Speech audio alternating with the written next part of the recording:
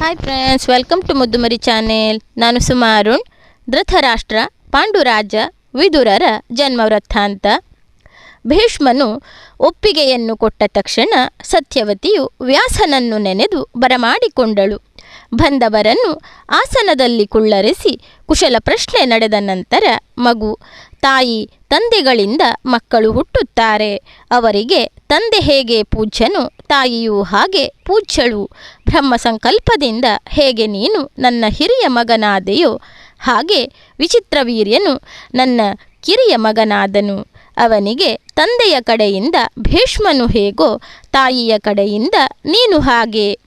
ಈ ಗಾಂಗೇಯನು ತನ್ನ ಸತ್ಯ ಪರಿಪಾಲನೆಯ ಉದ್ದೇಶದಿಂದ ಮಕ್ಕಳ ವಿಚಾರಕ್ಕಾಗಲಿ ರಾಜ್ಯಭಾರ ವಿಚಾರಕ್ಕಾಗಲಿ ಮನಸ್ಸು ಮಾಡುವುದಿಲ್ಲ.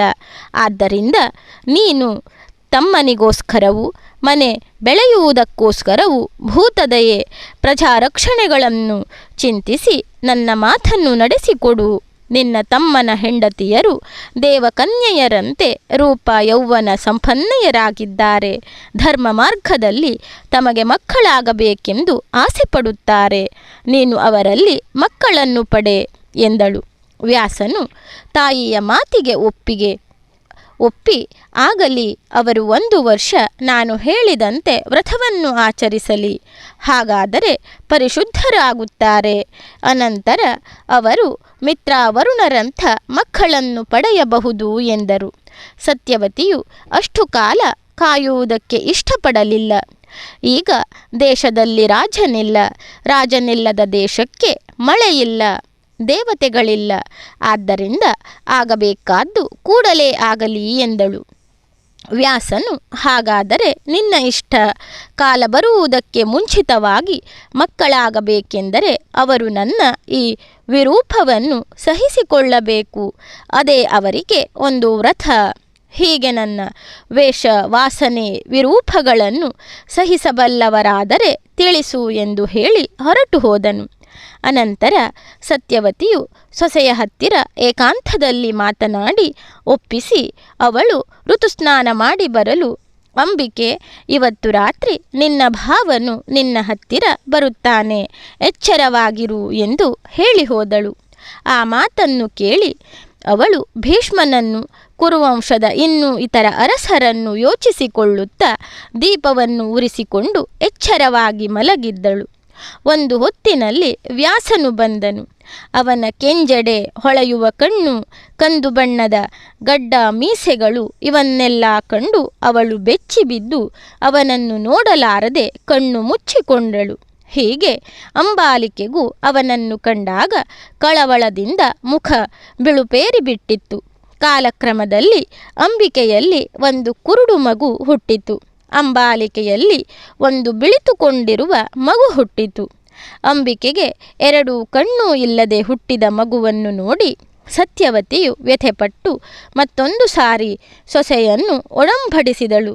ದಿವ್ಯ ಸುಂದರಿಯಾದ ಅವಳು ಅತ್ತೆಯ ಮಾತಿಗೆ ಒಡಂಬಟ್ಟಂತೆ ತೋರಿಸಿಕೊಂಡರೂ ನಿಜವಾಗಿ ವ್ಯಾಸನ ರೂಪವನ್ನು ವಾಸನೆಯನ್ನು ನೆನೆಸಿಕೊಂಡು ಅಸಹ್ಯದಿಂದ ತನ್ನ ದಾಸಿಗೆ ತನ್ನ ಒಡವೆಗಳನ್ನು ಇಟ್ಟು ಅವನನ್ನು ಸೇರುವಂತೆ ಕಳುಹಿಸಿದಳು. ಅವಳು ವ್ಯಾಸನು ಬಂದ ಕೂಡಲೇ ಎದ್ದು ನಮಸ್ಕರಿಸಿ ಉಪಚರಿಸಿದಳು. ಇಬ್ಬರೂ ಅಂದಿನ ರಾತ್ರಿಯನ್ನು ಸಂತೋಷವಾಗಿ ಕಳೆದರು. ಅವಳಲ್ಲಿಯೂ ಸಹ ಒಂದು ಗಂಡು ಮಗುವಾಯಿತು. ಈ ಮಕ್ಕಳೇ ಧೃತರಾಷ್ಟ್ರ, ಪಾಂಡುರಾಜ, ವಿದುರ. ಭೀಷ್ಮನು ಆ ಮಕ್ಕಳನ್ನು ತನ್ನ ರಕ್ಷಣೆಗೆ ತೆಗೆದುಕೊಂಡು ಅವರಿಗೆ ಕಾಲಕಾಲಕ್ಕೆ ಆಗಬೇಕಾದ ಸಂಸ್ಕಾರಗಳನ್ನು ಆಗಿಸಿ ವ್ಯಾಯಾಮ, ಬಿಲ್ಲು, ಕುದುರೆಯ ಸವಾರಿ, ಇತಿಹಾಸ, ಪುರಾಣ, ನೀತಿಶಾಸ್ತ್ರ, ವೇದಾಂಗ ಇವುಗಳನ್ನೆಲ್ಲ ಕಲಿಸಿದನು. ಪಾಂಡುವು ಧನುರ್ವಿದ್ಯೆಯಲ್ಲಿ ತುಂಬ ಗಟ್ಟಿಗನೆನಿಸಿಕೊಂಡನು. ಧೃತರಾಷ್ಟ್ರನು ಅತ್ಯಂತ ಬಲಶಾಲಿ ಎನ್ನಿಸಿಕೊಂಡನು. ವಿದುರನು ಪರಮ ಧಾರ್ಮಿಕನೆನಿಸಿಕೊಂಡನು. ಹೀಗೆ ನಷ್ಟವಾಗಿದ್ದ ಶಂತುವಿನ ವಂಶವು ಕುಡಿವಡೆದು ಮುಂದಕ್ಕೆ ಬಂತು.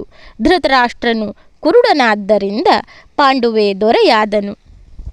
ಇಲ್ಲಿ ವಿದುರನ ಬಗ್ಗೆ ಒಂದು ಉಪಕಥೆ ಇದೆ. ಒಮ್ಮೆ ಯಮನ ಬಳಿಗೆ ಅಣಿಮಾಂಡವ್ಯ ಎಂಬ ಋಷಿಯು ಬಂದು ಒಂದು ದೂರನ್ನು ನೀಡಿದನು. ಋಷಿಯನ್ನು ಕಳ್ಳನೆಂದು ತಿಳಿದು ಒಬ್ಬ ರಾಜನು ಶೂಲಕ್ಕೆ ಹಾಕಿದನು. ಋಷಿ ಸಾಯಲಿಲ್ಲ. ಶೂಲದಿಂದ ಬೇರ್ಪಡಿಸಲು ಬಯಸಿದಾಗ ಶೂಲ ಮುರಿದು ಮಾಂಡವ್ಯನ ದೇಹಕ್ಕೆ ಅಂಟುಕೊಂಡಿತ್ತು. ಋಷಿಯು ಶೂಲ ಸಹಿತನಾಗಿಯೇ ಯಮಲೋಕಕ್ಕೆ ಬಂದು ನನಗೇಕೆ ಈ ಶಿಕ್ಷೆ ಎಂದು ಯಮನನ್ನೇ ಕೇಳಿದನು.